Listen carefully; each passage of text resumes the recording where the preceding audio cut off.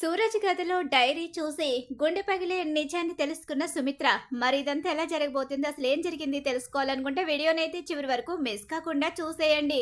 ఇక సూరజ్ దగ్గర ఉన్న ఫొటోస్ అన్ని కూడా జోష్ను చూపించడంతో సూరజ్ నేను అన్ని ఫొటోస్ తీసుకుంటానని వాళ్ళ ఫ్యామిలీ ఫొటోస్ కూడా తీసుకొచ్చి సూరజ్ చూపిస్తూ ఉంటాడు. ఇక లోపలికి వెళ్ళిన శివనారాయణ అడుగుతూ ఉంటాడు, ఏంట్రా పరిస్థితి అని చెప్పి అనేసరికి దీప అయితే అంటూ ఉంటుంది, నాకు తెలిసి జోష్నకి సూరజే కరెక్ట్ జోడి అని చెప్పేసి అంటూ ఉంటుంది. ఏంటి దీప్ ఇలా అనేసింది, ఇప్పుడు తాత ఏమంటాడో ఏంటో అని చెప్పేసి కంగారు పడుతూ ఉంటాడు. ఏంటమ్మా సుమిత్ర, ఏం మాట్లాడవేంటి, దీప ఏదో అంది, అది కరెక్టా కాదా, నీ మనసులో ఉద్దేశం ఏంటి అని చెప్పేసి అడుగుతూ ఉండగానే ఈలోగానే ఇక సుమిత్ర అయితే మాత్రం, మావయ్య మీ మనసులో ఏముంది, మీరేమనుకుంటున్నారు, అసలు విషయం చెప్పండి మావయ్య, మీరేమనుకుంటున్నారో మీ నిర్ణయమే కదా, మీరు ఏం చేసినా మంచిగా చేస్తారు, ఇది మీ మనవరాలికి సంబంధించిన విషయం కాబట్టి మీ నిర్ణయమే ఫైనల్ అని చెప్పేసి అనేసరికి నాకైతే సూరజ్ బాగా నచ్చాడు. సూరజ్ జోష్నకి తగ్గ జోడి అని దీప అనుకుంటున్నట్టే నా మనసుకి అనిపిస్తుంది. వాళ్ళిద్దరి మధ్య ప్రేమ ఉండబట్టే ముందు ఇద్దరు గొడవలు పడుతున్నారు. చూసావు కదా వాళ్ళిద్దరూ ఎలా గొడవ పడుతున్నారో ఒకరి మీద ఒకరు. సూరజ్కి జోష్న అంటే ఇష్టమని అర్థమవుతుంది అని చెప్పి అనేసరికి సరే మావయ్య గారు, ఇక మనం నిర్ణయం తీసుకోవడం కాదు, వాళ్ళని కూడా ఒకసారి కరెక్ట్గా అడగాలి కదా, ఇందులో అడిగేదేముందమ్మా, పెద్దవాళ్ళం ఒక మాట అనుకున్న తర్వాత అప్పుడు వాళ్ళ దగ్గర మన అభిప్రాయం చెప్తే వాళ్ళ నిర్ణయం ఏంటో వాళ్ళు చెప్తారు, పెద్దవాళ్ళు ముందుకు వెళితేనే కదా వాళ్ళ మనసులో ఉన్న మాట బయటకు వచ్చేది అని చెప్పేసి శివనారాయణ చెప్తూ ఉంటాడు. సరే అని చెప్పేసి ఇక సూరజ్కి జోష్నకి పెళ్లి చేయాలని చెప్పి నిర్ణయించుకుంటారు అక్కడ శివనారాయణ అలాగే సుమిత్ర. దశరథ్ కూడా దీనికి అంగీకరిస్తాడు, ఎందుకంటే కార్తిక్ దీప చెప్తారు కాబట్టి. సూరజ్ చాలా మంచివాడు, సూరజ్ జోష్నని ఇష్టపడుతున్నాడని అర్థమవుతుంది, సూరజ్ జోష్నని భరించగలనని అనుకుంటున్నాడు కాబట్టి అలాంటి వాడికి ఇస్తేనే లైఫ్ లాంగ్ కలిసి ఉంటారు, లేకపోతే జోష్న దెబ్బకి 2 రోజులకే పారిపోతాడు ఎవరొచ్చినా అని చెప్పనేసరికి నువ్వు చెప్పింది కరెక్టే లేరా, సూరజ్ ఇష్టపడుతున్నాడు కాబట్టి కలిసి జీవితాంతం ఉండే అవకాశం ఉంది, లేకపోతే జోష్నతో ఎవరు ఉండలేరు, జోష్న వచ్చిన 2 రోజులకే పంపించేస్తుంది, వాళ్ళిద్దరి మధ్య గొడవలు కొట్లాటలు ఇవన్నీ చూస్తుంటేనే అర్థమవుతుంది కదా వాళ్ళ మధ్య ప్రేమ ఉందని, ముఖ్యంగా సూరజ్ మనసులో జోష్న ఉందని అని చెప్పనేసరికి అందరూ కూడా నిర్ణయం తీసుకుంటారు. అలా నిర్ణయించుకుని జోష్న పెళ్లి సూరజ్తో జరిపించాలని చెప్పి అనుకుంటూ ఉంటారు. ఈలోగానే మళ్ళీ జోష్న సూరజ్ దగ్గరికి వస్తుంది.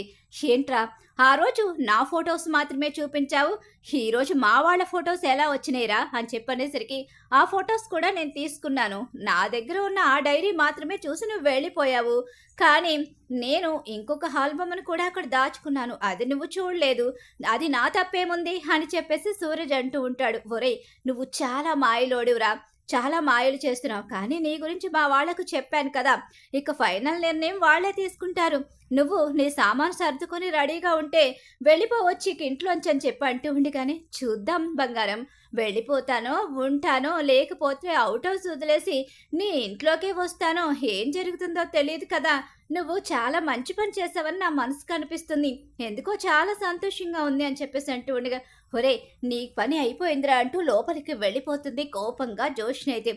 ఏంటమ్మా సూరజ్ దగ్గరికి వెళ్ళావా ఏంటి, అదేం లేదు తాత అంటూ లోపలికి వెళ్ళిపోతుంది. ఇక అక్కడ శివనారాయణ సుమిత్ర వాళ్ళు నవ్వుకుంటూ ఉంటారు. ఏంటి వీళ్ళు, సూరజ్ జోష్న గొడవను చూసి నవ్వుకుంటూ, సూరజ్ గురించి జోష్న ఇంతగా చెప్పినా సరే పట్టించుకోలేదేంటి, ఏం జరుగుతుంది, వీళ్ళు ఏం ఆలోచిస్తున్నారో ఏంటో అని చెప్పేసి పారిజాతమైతే అనుకుంటూ ఉంటుంది. ఇలా వీళ్ళు ప్రస్తుతానికి జోష్న పెళ్లి గురించి ఆలోచించుకుంటూ ఉంటారు. ఇక లోపలికి వచ్చిన తర్వాత సుమిత్ర దశరథ్ అంటూ ఉంటుంది, మావయ్య గారు తీసుకున్న నిర్ణయం బాగానే ఉంది, అవును సుమిత్ర, నేను కూడా నిన్ను ఒకసారి అడుగుదామనుకుంటున్నాను, మావయ్య గారు ఏం చేసినా మన మంచిగా చేస్తారు కదా, సూరజ్ విషయంలో మీ నిర్ణయం ఏంటి అంటే, సూరజ్ని వచ్చిన దగ్గర నుంచి నేను గమనిస్తూనే ఉన్నాను, సూరజ్ చాలా మంచివాడు, నీ కలని నెరవేర్చగలిగిన వాడు సూరజ్ అని అనిపిస్తుంది అని చెప్పేసి దశరథ్ అంటూ ఉంటాడు. నిజంగా ఇక వాళ్ళిద్దరూ కరెక్ట్గా ఉంటారంటారా, అవును ఉంటారు, ఎందుకంటే మన జోష్నని సూరజ్ ఇష్టపడుతున్నాడు కాబట్టి ఖచ్చితంగా ఈ పెళ్లి జరుగుతుంది. అలాగే కలిసి జీవితాంతం ఉంటారు. కార్తీక్, దీప కూడా అదే చెప్తున్నారు. కాబట్టి ఈ పెళ్లికి మనం మనస్ఫూర్తిగా ఒప్పుకుంటే మన అమ్మాయికి అక్షింతలు వేసుకుని నువ్వు సంతోషంగా ఆ పెళ్లి చూసుకోవచ్చు అని చెప్పేసి అంటూ ఉండగానే ఇన్నాళ్లకు జోష్నకు పెళ్లి గడియలు వచ్చినట్టున్నాయి. అందుకే ఆ అబ్బాయి మన ఇంటికి వచ్చాడేమో, ఆ అబ్బాయికి అలాగే జోష్నకి రాసి పెట్టున్నట్టుంది. అందుకే ఆ అబ్బాయి ఇక్కడి దాకా వచ్చి మనకి పరిచయం అయినట్టున్నాడని చెప్పేసి సూరజ్ గురించి మాట్లాడుకుంటూ ఉంటారు. ఇక సూరజ్కి జోష్నకి పెళ్లి చేయాలని ఫైనల్గా ఫిక్స్ అయిపోతారు. సూరజ్ అయితే మాత్రం పారిజాతం దగ్గరికి వచ్చి, ఏంటి పారిజాతం గారు, మనవరాలు గ్రాని కలిసి నన్ను అడ్డంగా ఇరికించాలని చూశారు. మీ ఇంట్లో పరిస్థితి ఏంటి? ఏమోరా, నువ్వు మాయలోడివి, ఆ కార్తిక్ గాడు కూడా మాయలోడే. కానీ మీ ఇద్దరు ఏం చేశారో తెలీదు. నువ్వు చేసిన పనికి మా వాళ్ళు నిన్ను వెంటనే బయటకు గెంటేస్తారు అనుకుంటే ఇక్కడ వాళ్ళు ఏవేవో చర్చలు చేస్తున్నారు. నాకు కూడా వినిపించకుండా, నాకు కూడా తెలియకుండా ఆలోచిస్తున్నారు. మొత్తం మీద ఏదో గట్టిగానే ఆలోచిస్తున్నారు. అది మీకే డేంజర్ ఏమో చూసుకోండి పారిజాతం గారు అని చెప్పేసి అంటూ ఉంటాడు సూరజ్. అయితే ఎన్ననుకున్నా నువ్వెక్కడి నుంచి వెళ్ళిపోతావులేరా, నా మనవరాలు నీ వలలో ఎట్టి పరిస్థితిలోని పడదు. నిన్ను బయటికి గెంటేసేదాకా అదెక్కడ నిద్రపోతుంది అని చెప్పేసి పారిజాతం అయితే అంటూ ఉంటుంది. సరే పారిజాతం గారు, చూసుకుందాంలే, మీరు లోపలికి వెళ్ళండి అని చెప్పేసి అంటూ ఉంటాడు సూరజ్. సూరజ్ అయితే ఆలోచించుకుంటూ ఉంటాడు. ఇక్కడ కార్తీక్, దీప ఇంటికైతే బయలుదేరి వెళ్తారు. అలా వెళ్ళేసరికి, ఏంట్రా సంతోషంగా కనిపిస్తున్నారు, నీ మేనకోడలి పెళ్లి గురించి అడిగావు కదా, నీ మేనకోడలు పెళ్లి ఫిక్స్ అవబోతుంది. ఏం మాట్లాడుతున్నావురా, జోష్నకి పెళ్లి ఫిక్స్ అవబోతుందా? అబ్బాయిని చూసారా? ఎవరు వాళ్ళు? ఇంతకీ అబ్బాయి ఎవరు? ఎక్కడుంటాడు? ఏం చేస్తాడు? దాన్ని భరించగలిగేవాడేనా? అవునమ్మా, మనకు తెలిసిన వాడే, మనల్ని బాగా పరిచయం ఉన్నవాడు, అలాగే ఇక తనని భరించగలిగినవాడు, తన గురించి అన్ని తెలిసే తనని చేసుకోవడానికి ముందుకొచ్చాడు. ఏంట్రా నువ్వు మాట్లాడేది? దాని గురించి తెలిసిన వాడు ఎవరున్నారు? ఇంకెవరు, మన సూరజ్. సూరజ్ జోష్నని ఇష్టపడుతున్నాడు. జోష్ను కూడా ఇష్టపడుతున్నట్టే కనిపిస్తుంది. కానీ నీ మేనకోడలు అంత త్వరగా బయటపడదు కదా. ఓ గొడవ గొడవ చేస్తూ సూరజ్ మీద లేనివి ఉన్నవి చెప్తూ సూరజ్ రూమ్కి అస్తమాను వెళుతూ వస్తూ సూరజ్ని మాత్రం బయటికి పంపించేయాలని ప్రయత్నిస్తుంది. తాత ఇదంతా అర్థం చేసుకుని వాళ్ళిద్దరికి పెళ్లి చేయాలని ఫిక్స్ అయ్యాడు. మంచి పనిరా, సూరజ్ అయితేనే కరెక్టు. కానీ పాపం బలైపోతాడేమో సూరజ్. లేదు, బ్రో చాలా తెలివైనవాడు.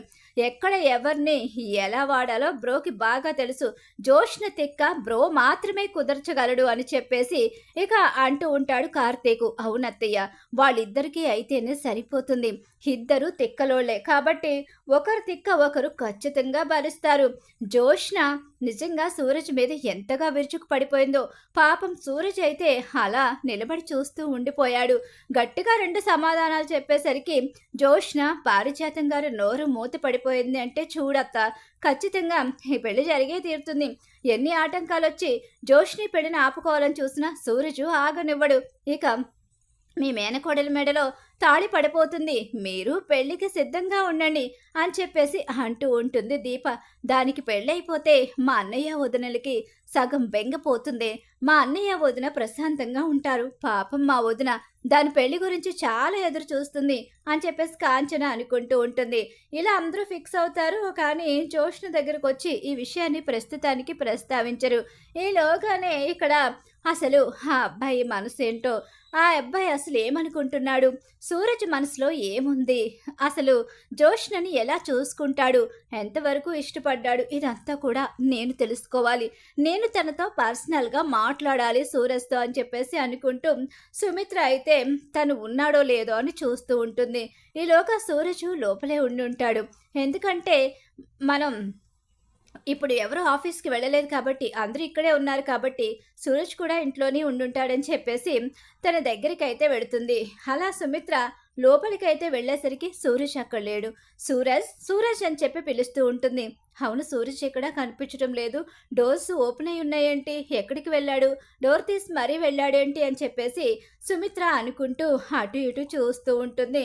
ఇలా చూస్తూ ఉండగానే అక్కడ జోష్న ఆల్బమ్ కనిపిస్తుంది. ఇది బయటపడడం వల్లే కదా వాళ్ళిద్దరి గురించి ఒక నిర్ణయానికి వచ్చాం. కాబట్టి ఇక ఇది చూసుకుంటూ సూరజ్ పాపం జోష్నని ఇష్టపడినట్టున్నాడు. అందుకే అన్ని ఫోటోస్ తీసుకుని జాగ్రత్తగా గుర్తుగా దాచుకున్నాడు. కానీ ఆ విషయం మాతో చెప్పలేకపోయాడు.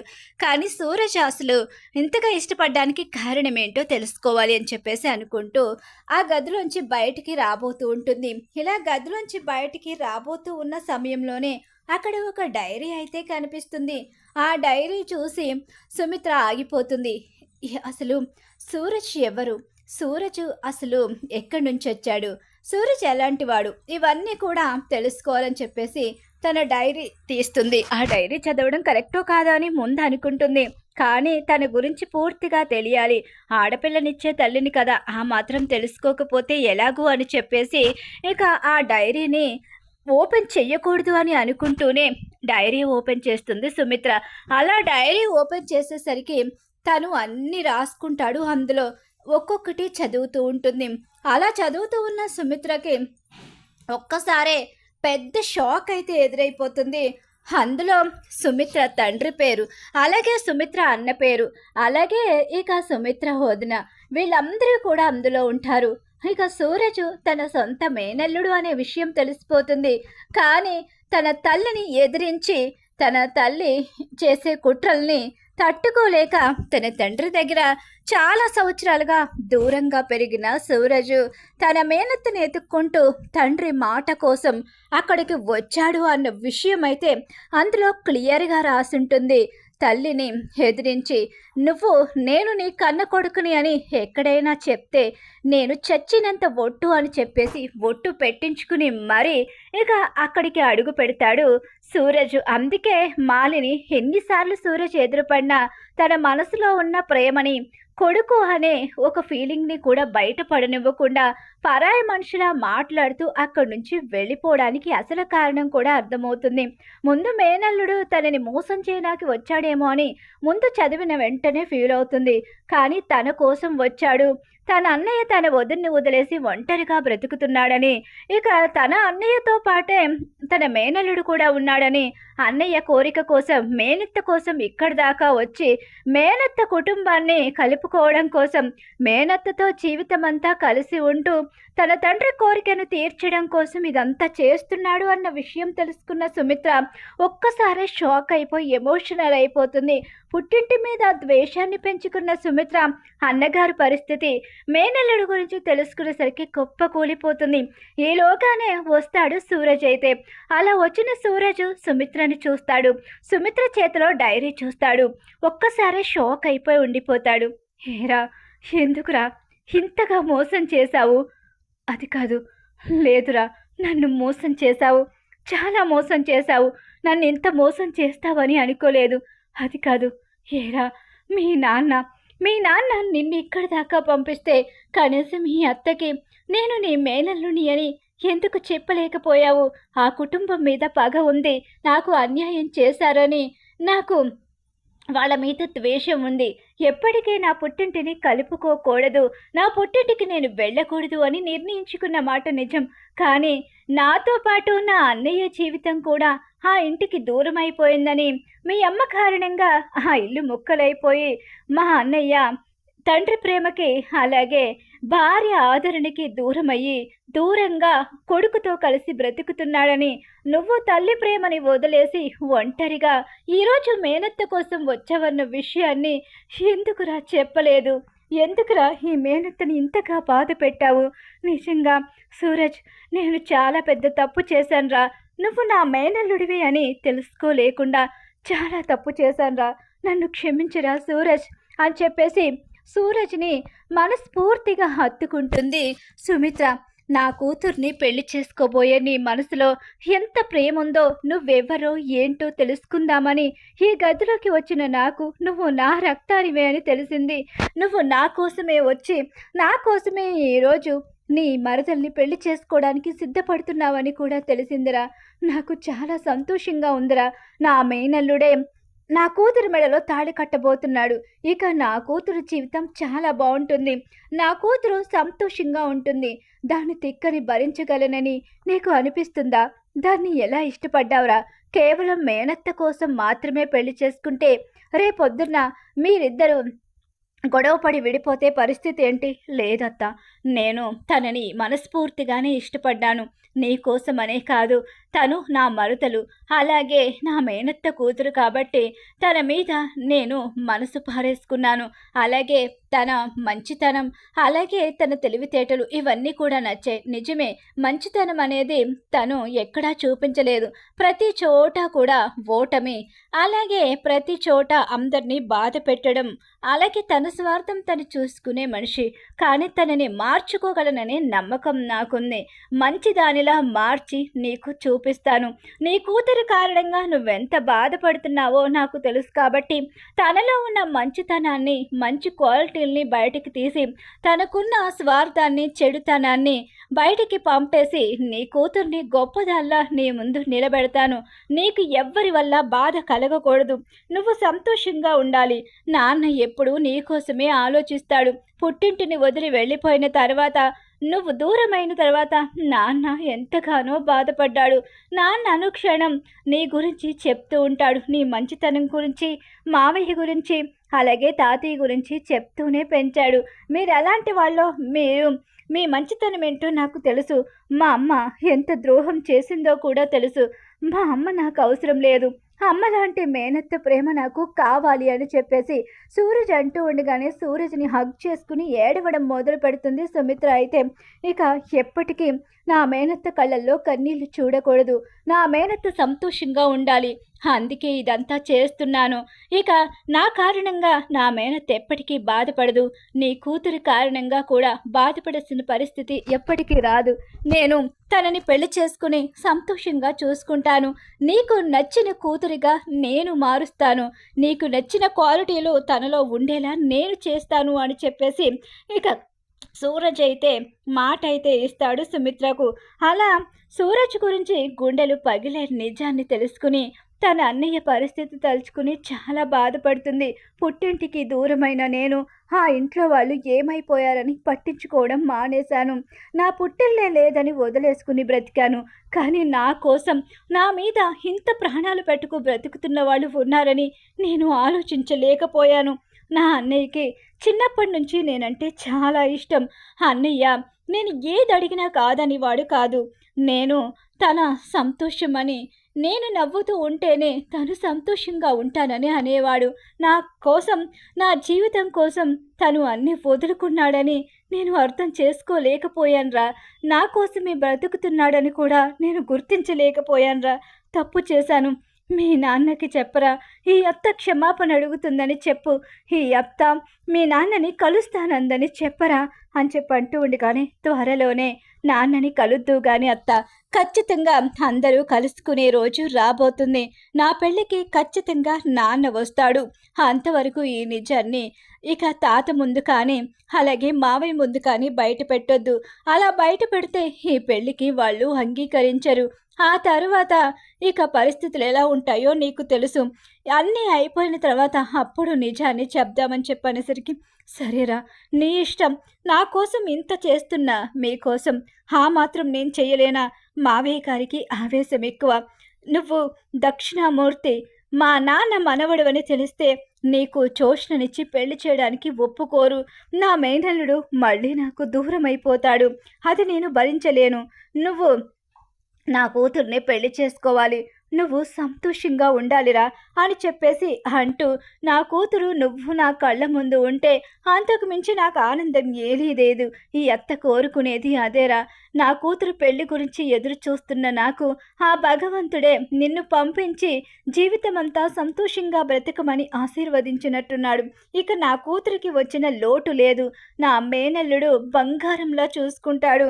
నీ మంచితనం గురించి మామయ్య, అలాగే మీ మావయ్య చెప్తూ ఉంటే అసలు ఎందుకు ఇంత విశ్వాసాన్ని చూపిస్తున్నావు?